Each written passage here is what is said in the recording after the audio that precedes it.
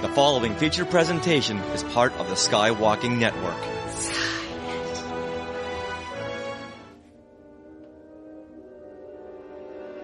Hello and welcome to Star Warsologies, a podcast about science and other academic fields of study seen in Star Wars. I'm Melissa Miller, one of the co-hosts, and along with James Floyd, we were recently in Tokyo for Star Wars Celebration. This episode is a bonus and one of our panel recordings from that convention. James ran a great panel called Droids, AI, and Sentience. Enjoy! So we'll just go down the line here and introduce yourselves. Alright, just make sure this mic works. Great! Now, before I start, I just have to say I have a bad feeling about this. I always want to say that at a Star Wars celebration. Bucket list I crossed off. Thank you very much. My name is Joel Welch. I've had quite the life. I'm a retired federal police officer from Canada. I was an RCMP for many years, doing federal policing. On the way, I became a lawyer. And I took basically early retirement, went back to university to try to become a law professor. So I'm working on a doctorate, a PhD in law. Now this is relevant because I'm in my dissertation, which is a 300-page document you have to defend on a board of examiners. I had it here a couple years ago, and not anymore. I'm using science fiction to explore emerging technologies, how they can inform policymakers, so we don't hit the pitfalls or the traps that science fiction folks like Star Wars and Lucasfilm have said, hey, this might be a bad idea. I'm looking for insights, so I'm really happy to be here. And I'm living my best life right now. Good afternoon. My name is Yukie Nagai. I am a project professor at the University of Tokyo. And I studied robotics at the university. We have been developing their intelligent robot which can learn like human babies and also they interact with their human partners. And I have to say that I'm not a specialist in the Star Wars, but I'm a specialist in the robotics. And I'm sure that after receiving the invitation to this panel, I started learning about their androids in the Star Wars. I found it's very, very inspiring. Not only interesting, but very inspiring for the robotics researchers. So I should recommend the other robotics researchers to watch it. Just enjoying the story. And so I'm very much looking forward to the discussion today, and let me the brief introduction in Japanese as well. So 東京大学で、ロボットの研究をしております、永井圭と申します。私もロボティクスの専門なので、技術的なこのお話はできると思うんですけれども、少しスター・ウォーズは最近勉強したばかりなので、でも今日のディスカッション非常に楽しみにしております。よろしくお願いします。Good afternoon, everybody. I'm Chris Kempshall. I'm a historian. I'm very delighted to be here. So to give you a bit of background, I'm obviously going to start with technology. This is the 6th or 7th thing I've done over the last 3 days. It's the last one I have to do.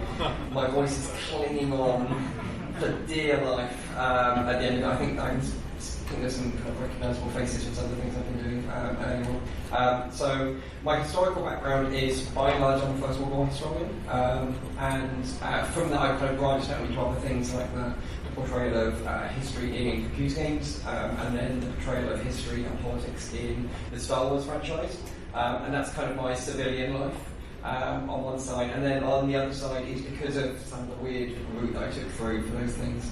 I've now contributed various kind of official writing work for Lucasfilm. So I co-authored a book called Battles That Changed the Galaxy, which was an in-universe military history of the Star Wars universe. And then more recently, it came out last year, was a book called The Rise and Fall of the Galactic Empire, which is I like it when people go, woo. I was on the live stage yesterday, and there were 2 small groups of what I'm going to assume were geeky history nerds, who both wooed separately at the same time. It's like, my people have come. And Rise and Fall is an in-universe kind of history book about the Galactic Empire and its aftermath. And this is the second one of these I've done with James back in London. It must have been London. Where we did something about rebels, resistance, but not necessarily those words in that order. Yes. Yes. So the first part we're going to talk about is droids and their physical components. So what makes a robot and what makes a droid kind of that tell us about the physical parts of robotics. First of all, I'm not just working on the design part of the robot, but then I found that there are design of their droids in the Star Wars is very, very nice. And I found that we should discuss this point in there two different aspects. One is the mobility, the motor capabilities of the robot, and the second one is more like an interaction parts, how the robot can utilize the body to interact with the other agencies. And in terms of their embodied mobilities and also the motor capabilities, I think there are droids in the Star Wars has a really limited. I learned that the very first story in the Star Wars started almost 50 years ago. So at that time, it might be there, for example, their C-3PO or R-22 had very, very high technologies at that moment. But now if I compare our current technologies in the world and also the robots in their Star Wars story, I have to say that our real-world technology is much, much better in many ways. For example, the motor capabilities, the movement capabilities. Some of you may know that the Boston Dynamics, the robots, the humanoid robots, which can learning and also the jumping and also the even flipping and dancing. So it has a very super motor capabilities, which is also much nicer than the humans. So in terms of such mobilities, like human-like mobilities, I think that our current technologies already go beyond the technologies in the Star Wars. And also in terms of the interaction part, how the robot can utilize the embodiment for interacting with the others. Again, there we have a very, very, very nice, human-like faces, which will look like humans. If you just first look at it, you cannot really distinguish real humans and their android. And then we utilize soft materials, especially for creating biologically inspired mechanisms. So I think that both the motor part and also the social aspects that embodied technologies is now much advanced in the real world compared to Star Wars. Yeah, I think that the Boston Dynamics robots can do all these crazy things physically, but basically C-3PO is limited to all the crazy things that Anthony Daniels can do. So maybe that's why he can't flip. But with the magic of computer graphics, maybe we'll see that sometime. So I'm going to need a volunteer for someone to go and tell Chopper that he's obsolete. If you could let us know how you get on. Yeah, one more thing. So although I said that there are both the motor and the social parts of this embodied, the technology is already very good in the real world, but there is still the one big challenge which we have not achieved yet, but already achieved in the Star Wars. That is the integrations that all function together. So although we have very, very nice technology, very nice embodied robot in our research communities, but each robot has its own specific field. Like in a Boston Dynamics robot can do their very nice dancing or motor movement, but not their interaction part. Androids, especially for example in Japan, their professor at the Osaka University, the Professor Hiroshi Ishiguro, has developed the copy of himself. It really looks like a Professor Ishiguro. So the appearance is very nice. It has a very nice social communication abilities, but it cannot walk along, or it cannot jump, it cannot dance. So our current technologies has very, very nice ability or advanced technologies in each direction. But then it's very challenging for us to all integrate it all together. The limitation or challenge is that because the size of the body is limited, so we cannot put so many motors or actuators inside of this size of the body. We always have the very big motor machines behind the robot and then control it. So that having the one entity which contain all together, all function is a very big challenges for us to achieve. So is that the professor that you mentioned that made an exact copy of himself in robot form, which is totally not creepy? But is that the one that is at World Expo? Yes. It will be in the Osaka Expo. If you have time, I strongly recommend that you should visit there. So go check that out since you're in Japan. Or if you already live in Japan, go check it out anyway. Just to ask Yukie on that, is there a kind of a tension between designing a robot or an android that is functional, it doesn't matter what it looks like, it does the job, versus making it look like a real thing, a kind of humanizing of it, so it doesn't look creepy, it's this weird thing of arms. How do designers go about those kind of, because there's no really easy way of making those 2 points match, of making something that's super functional and looks aesthetically acceptable and pleasing to a human. We have a very important and interesting discussion, which is called uncanny valley. So if you think about like two-dimensional spaces, one is that corresponding to like similarity or closeness to the real human or real animals, and also the familiarity in the y-axis. And usually that if the robot has more human-like or animal-like appearance, the familiarity gradually increases. You can compare, for example, the arm robot, which do the manipulation in the companies manufacturing their automations.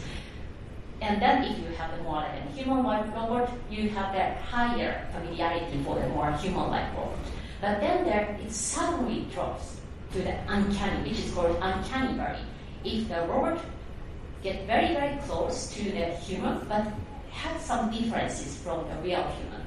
Of course, if you carefully look at the android, you can observe it's not the real human, and then your familiarity drastically drops. But then, of course, if we can have the real human, the familiarity should go up again. So we have the challenge to go beyond this uncanny valley. How we can make such a very, very familiar artificial agent which really look like the humans. Or, for example, there you can see the picture there. This is our robot, which is from Italian Institute of Technologies, which have the machine-like appearance, but it really looks nice and it's very cute. We really like to utilize it for the social interaction study.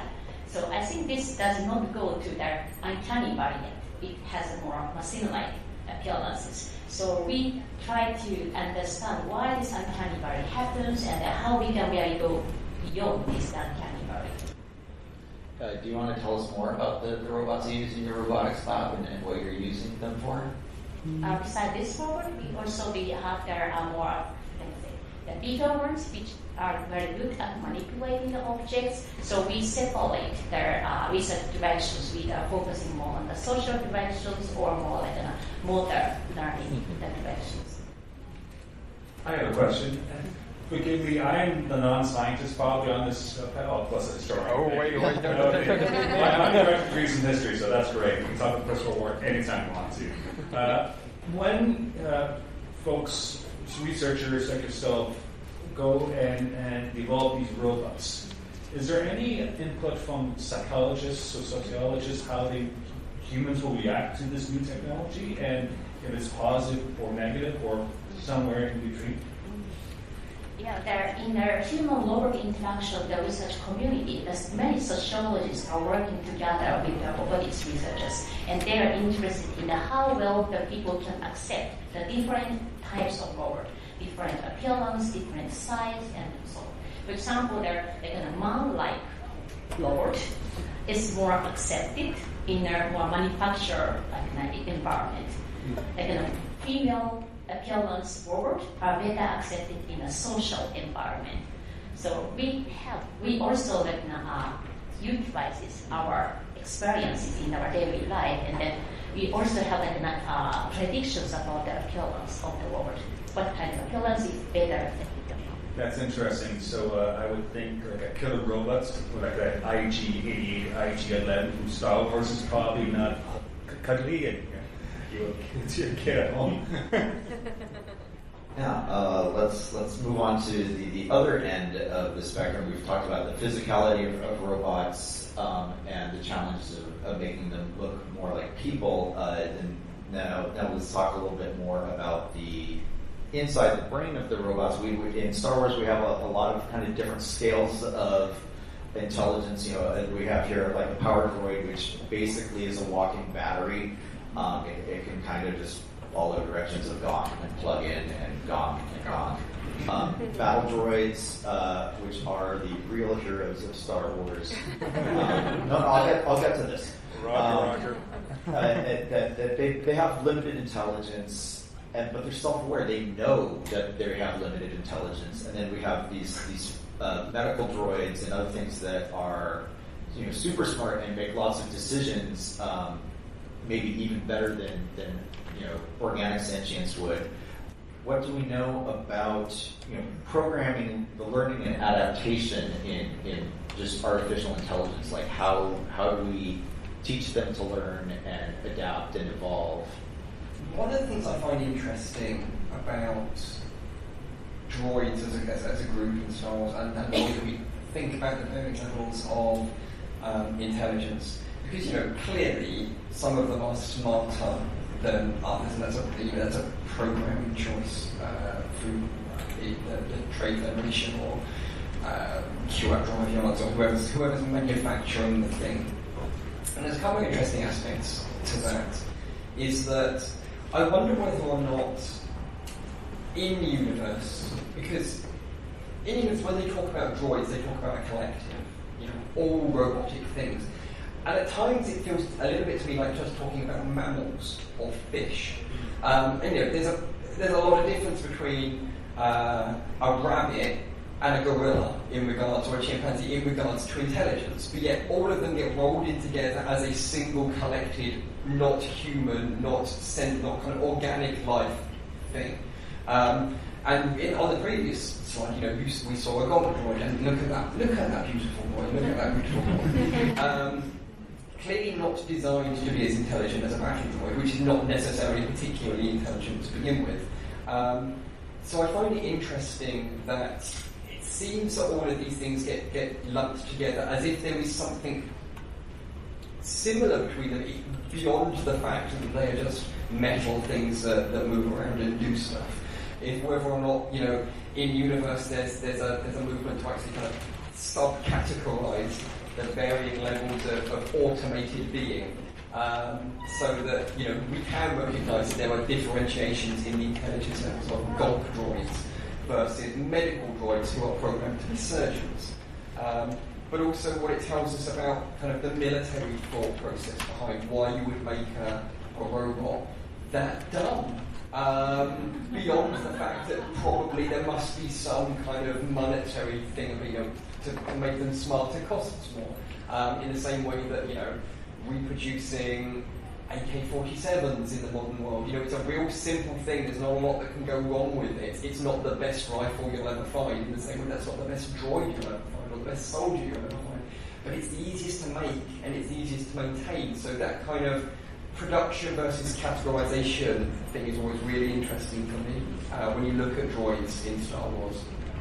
Yeah, I think one of the things with the kind of the tiers of intelligence in the droid in Star Wars is basically the more humanish or the more like a person they look, the smarter they get. Yeah. And I wonder if that stems from how we would react to it psychologically, that we don't want a super smart box, that it would just kind of freak us out.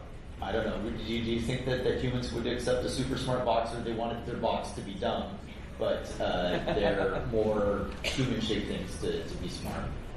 Yeah, the appearance has a great impact on our expectations. But nowadays we also use by the ChatGPT. It doesn't have a clear appearance. It's just an interface. But we learn that it knows a lot. So that although it Bernstein droids has a physical entity, the shape of this physical, the body, has a great impact on our expectation. But then if we don't see that such a physical, the appearances, maybe we could expect that AI in general could have a very, very sophisticated knowledge and also the communication abilities, which is also amazing a lot. That is very true, because we're used to using our phones to chat with people or text or use going to age myself here with IRC, but just online chat systems. And so that we're used to talking to people and not seeing them. It's completely anonymous. And so we've talked to ChatGPT and other intelligent agents that we're used to already talking to the screen or typing it in. So let's talk about different applications of AI in real life. That we just talked about ChatGPT, but what else is there? Well, I think with AI, and I'm going to get into this. I'm the lawyer, and I spend most of my life, thinking very, very long about the extremes of at least human behavior. But with AI, of course, you can use it for good or you can use it for bad. What's some applications? Well, I just checked my train station in Osaka using an AI app through Google. They're around out its resource space. But we have these large language models, which are getting better and better, but it's not a Google search. It's different. Other applications in real life, I think anything that requires large data sets, things that our human brains cannot process effectively. I think AI is wide open to advance exponentially than any technologies. You see that in astronomy, you can see that in healthcare, you can see this in even material supplies, material sciences, which is key for technological development. But it cuts both ways. I think towards the end of this panel, we'll be talking some of the bad things that AI can do in real life. Yeah, may I come there? Yeah, I have two more like a discussion point in the AI because for example, in the case with ChatGPT or any other AI, there are many people focus first of all on their knowledge, how much knowledge it has. Of course, the knowledge is a very important point for our intelligence.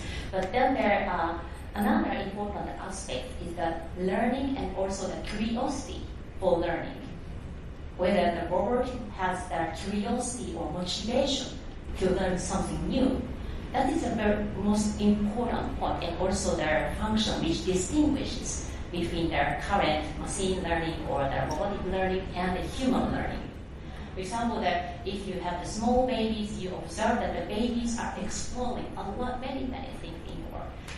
For example, if you put many toys on the floor, the babies never give up to exploring how they can play with the toys. They sometimes put the toys in their mouths to know whether it tastes or not, and also sometimes even they put their hands and their legs into their mouths because they want to learn whether their body has some smells or taste, and whether they can feel something when they touch their own bodies. This curiosity and motivation is really important for this AI and next stage of the AI because we have now so many machine learning techniques in our research communities, but the one missing point is the motivation the machine should have to know or to decide what to learn next, what to know, what to explore next. For example, I guess that many of you start interested in Star Wars in your childhood. So even though you have never asked to learn something about Star Wars, you got a very strong curiosity. That's why you learned a lot about the story of the Star Wars. Maybe you know many names of the different droids. Actually, to me that I know only the R2D2 and C3PO. This is my knowledge. But now my curiosity is really increasing in these things. But my original curiosity was very limited in the Star Wars, but then by knowing something, my curiosity increases. And then I also started exploring what happens in other androids, whether they also have the curiosity or not. And I found that there are R2D2 and the C3PO have the curiosity in exploring the environment. If they found something new which they don't know, they say, oh, what is this? Or whether they can interact with it and so on. So this curiosity is very, very nice, and especially that only in some limited android have also in the Star Wars. This is also a very interesting point, because if all androids in the Star Wars story have this curiosity, then they cannot have like a military droids or surgical robots, because they also start exploring many other things. So that is a very intelligent design by the George Lucas, that they also limited such a curiosity part in some, only a few robots, and then some other don't have so much curiosity, and then they can focus on a specific task. Yeah, that specific task, they talk about programming, so that limits them to, their programming is they're just that single function, and so, yeah, that they don't necessarily have that extra level that AI has, that curiosity, wanting to learn, wanting to be more than, where it originally started.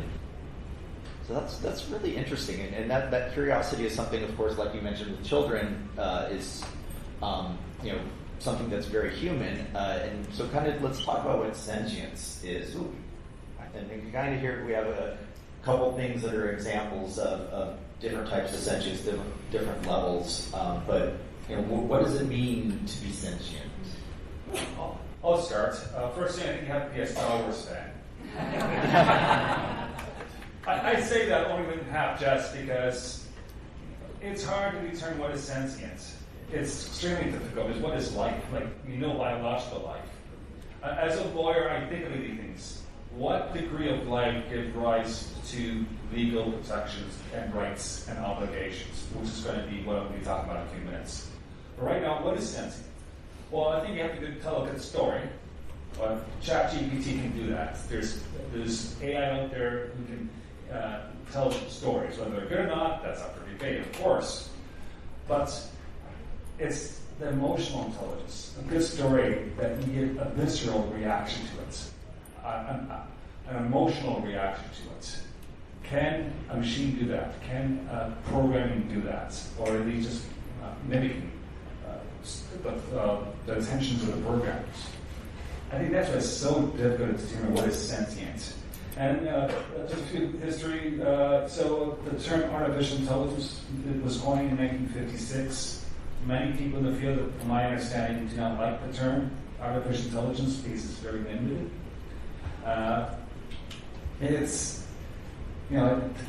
Does ChatGPT or if you're online, do bots on social media, do they pass the Turing test? I've never been very close to it.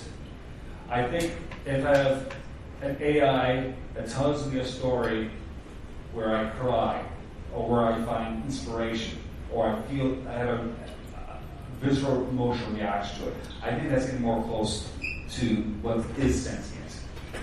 Do you want to explain the Turing test? Just what that is? Yeah, well, thank you for that.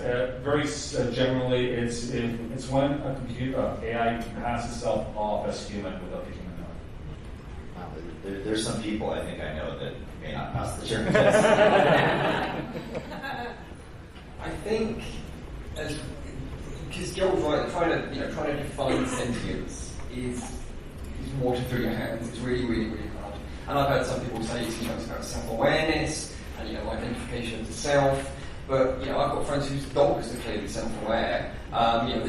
They know they interact with the world. They know their own size. They know their own space in it. But I wouldn't necessarily call them sentient. But then I've seen animals that are clearly dreaming, and that's an extra level of kind of mental capacity as well. And when it comes to how we then look at various kind of species and droids in the Star Wars world, the issue of sentience has really interesting and kind of dramatic, but also potentially serious or creepy repercussions for the things that we see on the screen, or the things that we see in kind of the additional literature around Star Wars. So we've got a Borg on the screen. Chewbacca eats one of those in front of apparently its grieving widow in The Last Jedi, but also it's kind of an alien puffin. So are puffins sentient? He's clear that if you watch The Last Jedi, that bird was clearly aware enough of its own relationship with the bird that was being eaten to be upset about it. It feels like a test of sentience in that sense. And when you see kind of aliens being, and again, it's something we're going to talk on shortly, kind of forced labour of aliens or forced labour of droids, or the way in which particular species or robots are used potentially against their will, despite the fact that they may never have been asked about their will, is really, really interesting in Star Wars. And at the risk of crossing the geeky streams, I'm basically kind of drawn very much back to the Star Trek Next Generation episode, The Measure of a Man, which is, again, one of the finest 40 minutes of science fiction television that's ever existed, which is about Data trying to justify his sentience, to take the step from being a robot product, effectively, to being a being with rights. And it's interesting how and where those discussions and debates have and have not appeared to have happened within Star Wars. So he mentioned the Star Trek episode, The Measure for a Man, so if you have a drink, please drink it up. Okay. Yeah. By the way, it's like bingo, folks. I'm going to be doing some philosophy here because, what is life? What is the meaning of life? We know the answer is 418. What's the questions, right? So, how do you find sentience? Do you have to be self-aware? Do you have to be self-aware of your own mortality? That you know you're going to die one day and become all stardust. Yeah, this is really happy talk, I know. But, it's this existential dread. That's really important because humans have been trying to figure this out for thousands and thousands and thousands of years. What does this all mean? Are we just in a video game that has no meaning? I hope not. Unless Lucasfilm holds the copyright in a video game. It's the existential dread question. Is it more than that? And that leads into this notion of determinism versus free will. If you believe in free will, that droids are free will, then perhaps that's sentient, and that gives rise to a certain degree of legal rights within certain categories or classes of droids within Star Wars. But if it's just determinism, then who cares? Literally, what's the ethics behind that? I'm not an ethics professor or ethics philosopher, but I do think what he sees from a legal perspective is quite interesting. Yeah, also probably their sentience is their most interesting but very challenging topic to discuss. Actually, the James gave the Japanese word there is kankaku, but kankaku is much lower things. Oh, really? Sorry that I didn't mention before. But for Japanese, the kankaku is just like a visual sense or like an audio sense. Just I see, I hear, not so much about like an awareness or like feeling and emotional things. So we have to, I actually don't know the corresponding Japanese word to the sentience. I never use this term in my paper, so journal paper. So it can be a very interesting, new challenges for us to also address. I gotta say that Google Translate, I had to keep searching through to find a word that I thought fit that had multiple meanings, and I was like, so I picked kankaku. And basement. All right, so that's just like sense. Sense. So, but yeah, and so it's just. I mean, even that idea of itself of what is this word? When we have a word for it. I remember a fantasy series I read many years ago, and one of the characters who's some sort of fantastic being, like a centaur or something. Asked if it had a soul, and the answer to that eventually came out was, if you are worried if you have a soul, then you have a soul. And that's, just kind of, it's a little bit circular, but at the same time that there's some sort of level that you're reaching in. And, your question of do you need free will or do you need existential dread? And those are things that make, human sentience, but why are we limiting ourselves to human ideals for what sentience would be? I think, therefore, I am, which is Randy Descartes in his first book, first booklet. Yeah, computers do think, so they are going that. Now, if you study philosophy, any argument, any presumption, you can deconstruct that as always counter-arguments. Even that notion that free will, perhaps we're just being tricked by a trickster, which is or a demon in a box, so to speak. Are there any Red Dwarf fans in the audience? Oh, a couple of hands. So it's a British science fiction comedy show, and it has droids in it, and the droids have been programmed to believe in what is referred to as silicon heaven. is that where droids will serve humans, and when they die, they will go to silicon heaven. And the thing that is often kind of brought up for one of the characters who's kind of one of the droids who's trying to achieve more humanness is, well, of course I believe in silicon heaven. If there was no silicon heaven, where would all the calculators go?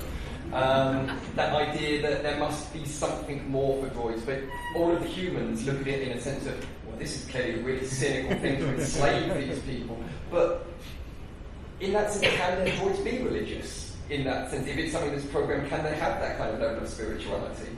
Well, in Futurama, you mentioned the silicon heaven. In Futurama, there is robot hell, yeah, and there is a robot religion, and back in the EU, the Forlom, the bounty hunter, has these visions, and one of them is Forlom kind of essentially becoming a Jedi or something, and so it's like, doesn't have faith in that, and that's a big question. So. Reason I called out Battle Droids before, if you've seen Lego Star Wars, the Freemaker Adventures, there's this character Roger. Who's a Freemaker fan? All right, we got one. We got two in the back. We got some in the back. Awesome. If you haven't seen it, definitely see it. But also in Clone Wars, we see these battle droids that have been reprogrammed to work for the Republic, and R2-D2 is assigned to watch them. And so we think, the battle droids are stupid, they're comical. They're definitely comical. But I think that, and they know they're not very good.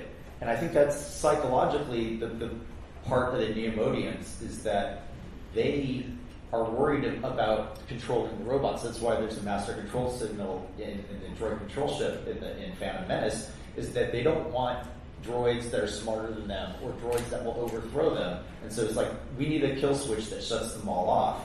In the Clone Wars, they decide, oh, that was a bad idea.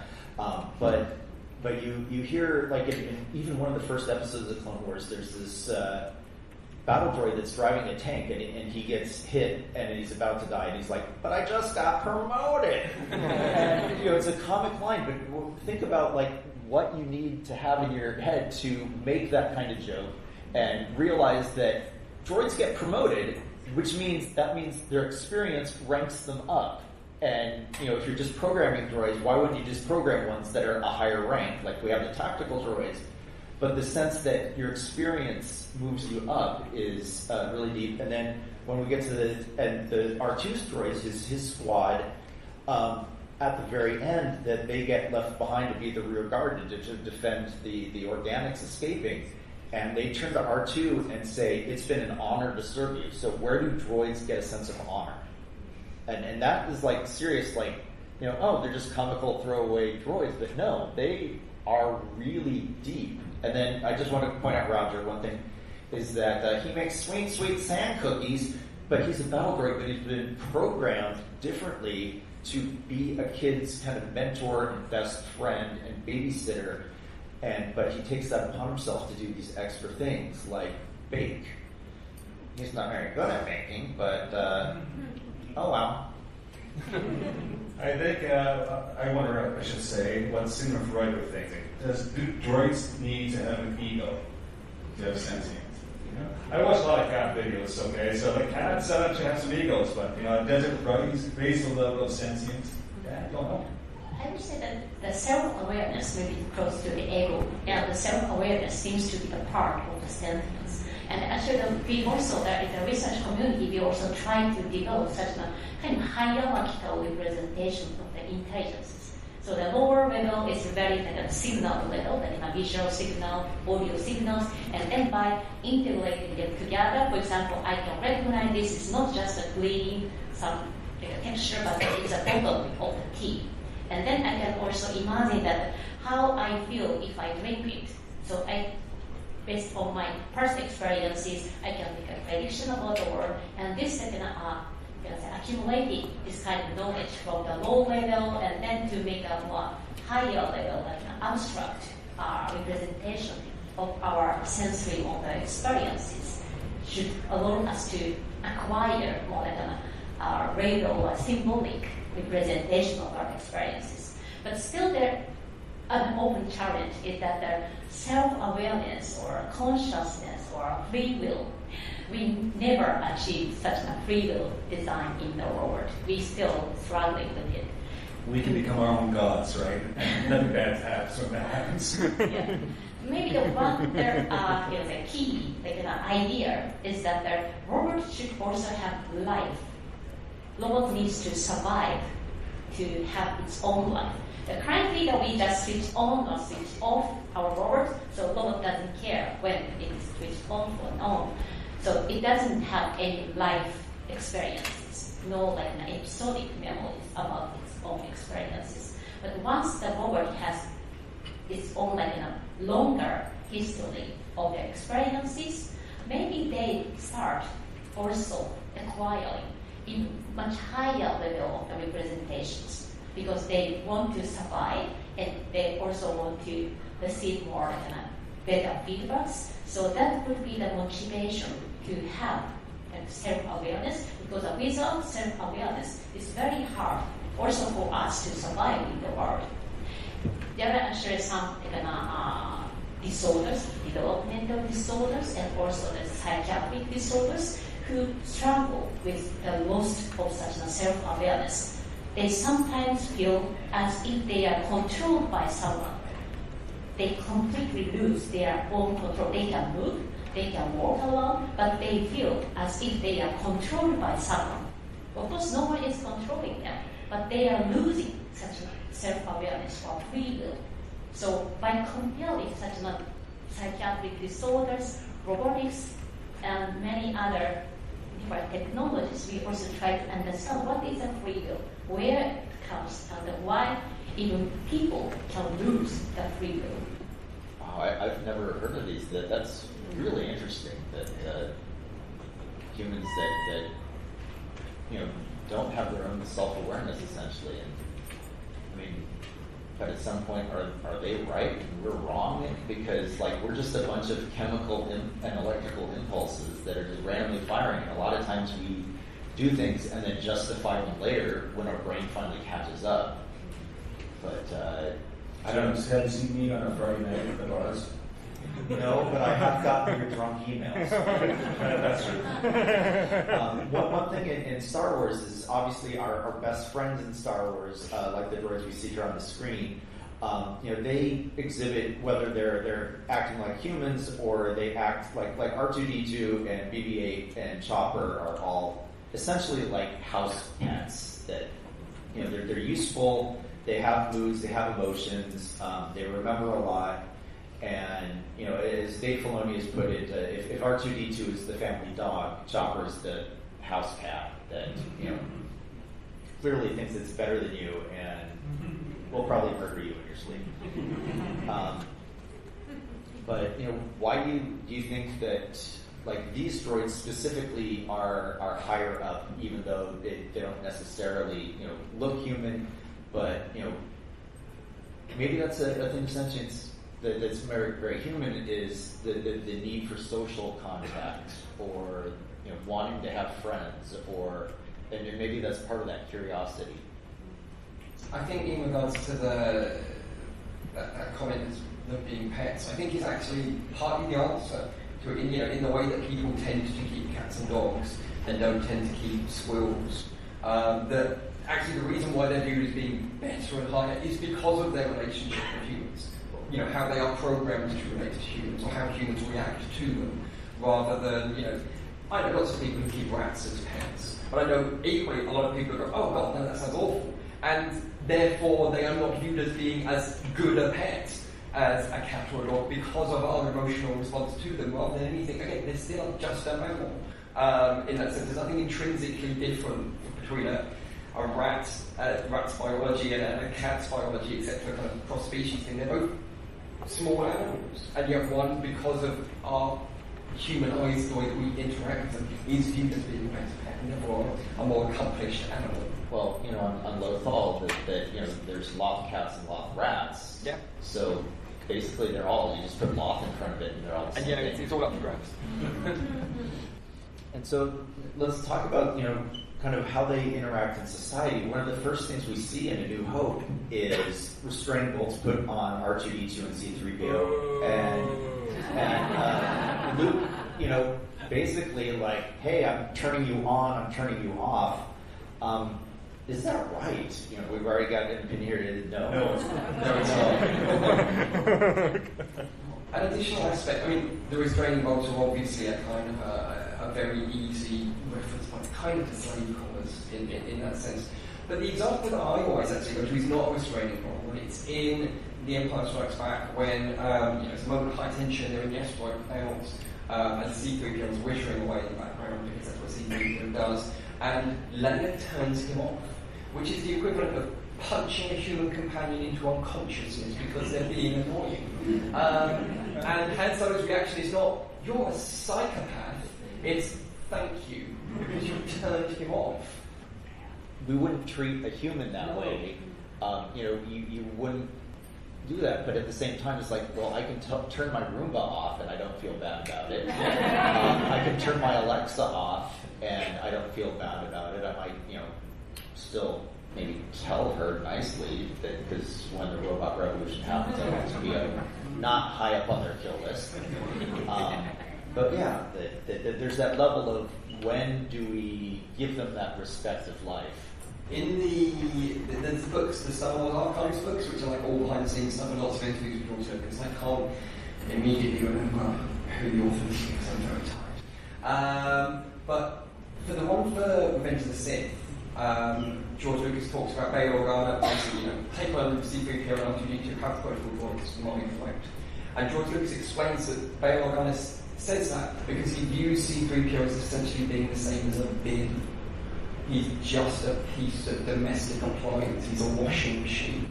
And therefore you can wipe the memory of your washing machine without feeling any moral compunction over it. Which is a really interesting thing that for what is effectively the last film of George Lucas' Star Wars, that films that are designed for us to see through the eyes of C-3PO and R2-D2. That one of the main kind of heroes of that prequel trilogy treats the droids like it's a Hoover. And there's been no progression. In fact, it's kind of a regression in that sense. I find it really, really interesting. I just remember an interesting story here in Japan. There, several years ago, or many years ago, there we had the dog lord Aibo, produced by Sony. And many people started playing with their Aibos, and some accepted Aibo as a part of the family, that's very close to pet. And as a robotics, I can easily turn on and turn off my Aibo, but some don't like it. Some really want to take care of their Aibos as their own family. And then, for example, of course, the Aibo also gets older. Some moment, at the moment, some of their Aibos are already broken. Then they also have organized a funeral for the Aibos. So, although everyone knows that the Aibo don't have so much high intelligences and also it doesn't have real life, but some people already accept the robot as a real family or real friend. So it also depends on what attitude we have towards the robots. Not only just the robot capabilities, but how we humans accept such a mechanical or androids. Wow, that's really neat, really cool. Of course, I let my Tamagotchi die, but I didn't have a funeral for it. Some people also remember Tamagotchi. Yeah. Tamagotchi also becomes so famous in the world, and then some also people wanted to have the Tamagotchi as a Well, let's move on to the kind of bigger issue of droid rights. You mentioned it's like, it's the restraining bolt is like a slave collar, and turning them off is essentially, knocking them unconscious. L3 from Solo, give her a big shout out. Decides, heck with this. I'm going to lead a revolution. She realizes what droids are in society, and she's not okay with it, and she's fed up, and she's ready to take on the world or the galaxy. So, what can we expect in terms of the ethics of droid rights? I mean, you talk about data and measure of man, but where are we now in that? Well, first thing, I think you have to look in universe in Star Wars. Lawyers are always trying to find the sources of law, which is law statutes or case law or authorities. So what we have, we have these stories in Star Wars. And yeah, in these stories, in the universe, yeah, most life forms aren't treated very well because it's not applying to their plot. Okay? They treat humans really badly, never mind droids. Yeah, there's slavery for humans too. So Yeah. and they have essentially the restraining bolt, inside. They blow you up if you try and escape. So it's also what I love about 3. It's not the first time in Star Wars that the droids' rights movement appeared. So for any of you who read like the New Jedi Order books with the Yu's and Long War, for about maybe the first half of the book, there's a rumbling subplot about droids' rights because of what the Yu's and Long do to non-organic life forms, and it just kind of disappeared as the series went on. It disappeared for a variety of reasons.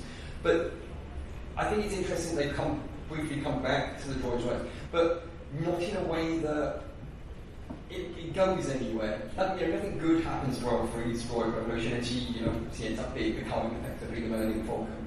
And nothing particularly changes in regards to the droids' right movement in the New Jedi Order book. So it's interesting that it's a perpetual thing. Occasionally, it's an issue that will come up, but without any advancement or resolution. Well, yes and no. It's a case of discrimination and bias. These droids are let into the cantina at Mazda's. Yeah. Okay. That's progress. Wait. They're allowed in the bar and the cantina. There we go. We have progress. And we have EV-99, the most sadistic, second most sadistic droid after Chopper. Now she's serving bar and let the droids in. I think the main reason why they weren't allowed is essentially people would bring them and they're just taking up space. They're non-paying customers, or they're not even customers. They're, they're like your designated driver who doesn't even order water. Yeah. Oh, speaking of EV-99, we get droid tortures. Like when droids cross ethical lines. Yes, I've been waiting for this, the extremes in behavior. So let's talk torture, then let's talk sex, okay? Because this is, if you know anything about the law, torture is a no-go area in international law in the real world, okay? It's a very, very bad thing. In law, in ethics, everywhere. It's probably the worst behavior sentience can engage in. So, this does two things. One is that we have a droid torturing another droid. So does droids have pain? Can they feel pain? And do they feel discomfort or anxiety? Are they programmed to? Like, if you're programming a droid to feel pain, what type of lunatic are you? Okay? And of course, then you have droids torturing organic life forms, like Leia in A New Hope on the Death Star. You can just outsource it to a robot to conduct torture, right? But who's making the decision to actually conduct the torture? The person who is instructing the droid to conduct torture, right? It's just passing responsibility down the line. In addition to, because you're absolutely right, in that kind of making droids do things that you wouldn't necessarily want a human to do, and as you've already talked about. Torture, I'll talk about sex. In any science fiction world, particularly if it kind of has an element of dystopia, you're never more than about 3 chapters away from a sex bomb in a novel. But they do exist in Star Wars. We know they do. Certainly in the old EU, in Shadows of the Empire novel, the assassin droid Guri, Prince Lizor, when we see the word through his eyes, thinks to himself about the numerous times that he's had sex with Guri. Did she consent? Can she consent? Those are not small questions in regards to conversations about sentience, both for droids and for everybody else. Speaking as a historian, trust me, there's nothing good at the end of a line that begins with, they're not sentient enough, so we don't need to worry about consent. Or in regards to anything we intend to do to them. There's nothing good down there. But also, so my favourite droids are mouse droids. I love mouse droids. How many of you have seen the mouse droid racing out there on the show floor? Is that super cool? Making droids race for organic pleasure? Because I crashed mine so many times. And you should be ashamed of that. Now, yes, we have horse racing and we have greyhound racing, and people who do horse racing and greyhound racing always say, the animals just love it. They'd be doing it anyway. Would those mouse droids be doing it anyway? Do mouse droids enjoy racing around tracks to do these things? That sentience and consent issue is super important in regards to what we believe or what people in the universe believe is acceptable to make a droid do or to do to a droid. Wow, it's like, do mouse droids like their electronic cheese at the end of the maze? Yeah. Do mouse droids dream of electric beeps? I'm concerned with the Jawas being droid traffickers. Yeah. Should be banned those are some fighting words there. I'm going to stick up for Jawas. They get crapped on a lot in Star Wars. But anyway, let's talk about real life, ethics, good positive uses, negative uses of all of this kind of technology. Well, the first one is the use of AI to manipulate and send out disinformation to change power dynamics within elections or within society and culture. Not to use site-specific examples at this point. So there's that one. Even things like how to crack ciphers, codes, top secret stuff. So imagine that you have adversarial countries in the world that have been spying at each other for decades and decades and decades, waiting for an opportunity to crack each other's ciphers, turns the nuclear codes or the ability to, the technical warfare that's the weapons designs. That's scary. And then you bring in chemical, biological, weapons of mass destruction. It gets really, really scary when you use AI, misuse AI in terms of these things. So very, very, very quickly, so misuse is big one, loss control, and singularity are the three lists for AI in real life. Yeah, this is how you get Skynet, essentially, for Terminator.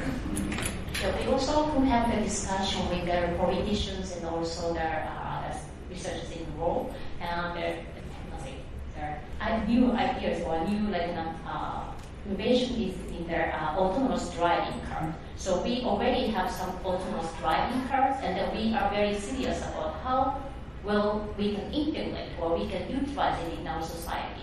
For example, that if their car is moving and then in front of it there are some people just coming in, and then if the car changes directions and another person is here, what it can do? What is their responsibility for it? So then we don't have any conclusion yet. Although so many years we have been already discussing the ethical issues in the robot and human societies, but then it's really challenging. Also, even in the human-only society, there is no a clear conclusion about our ethical decisions. So I think this kind of scientific field is really help us to start thinking about our future, how we should integrate the robot in our society and how we can utilize it. As an additional extra point, within Star Wars there are things called Gonk rock bands who create Gonk music, and they're Gonk droids, and I know they are because I reference them in my book.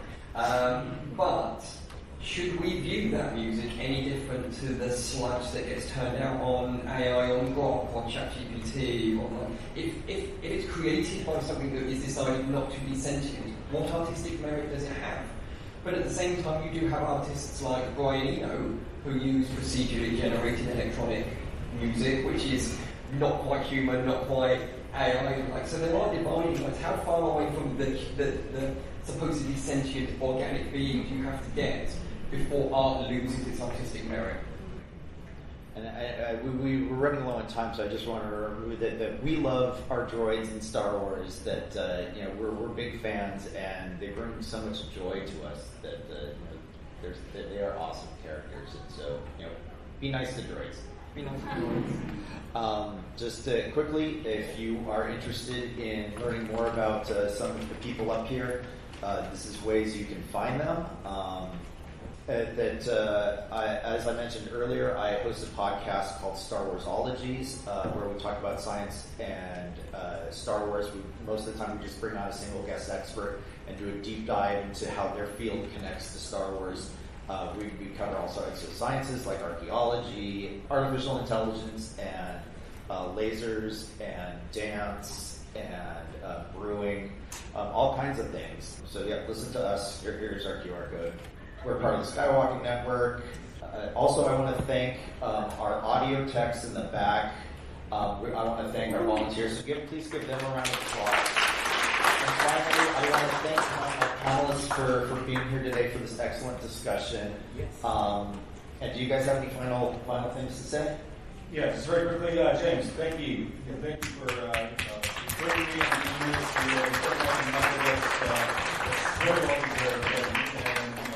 and be part of this excellent Star Wars community. So if you want to talk to me outside, I'll be outside. I can answer any questions. Thanks. Thank you very much. It's a very nice opportunity for me to start learning the Star Wars. Thank you very much.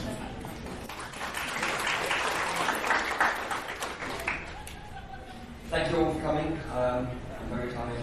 I've finished the Star Wars celebration. I hope you all have a lovely rest of the celebration and see you maybe in the future.